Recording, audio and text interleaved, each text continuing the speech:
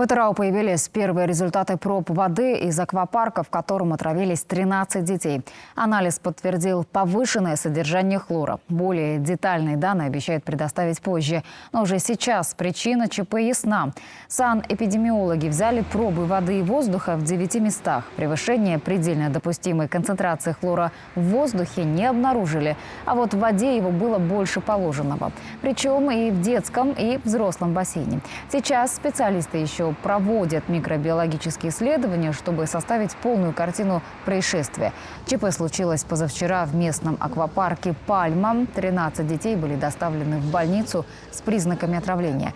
Посетители бассейна почувствовали резкий удушливый запах, а затем у некоторых практически одномоментно начались рвота и сильный кашель. 3 малышей без сознания попали в реанимацию. Сейчас их состояние улучшилось, но они пока остаются под наблюдением врачей.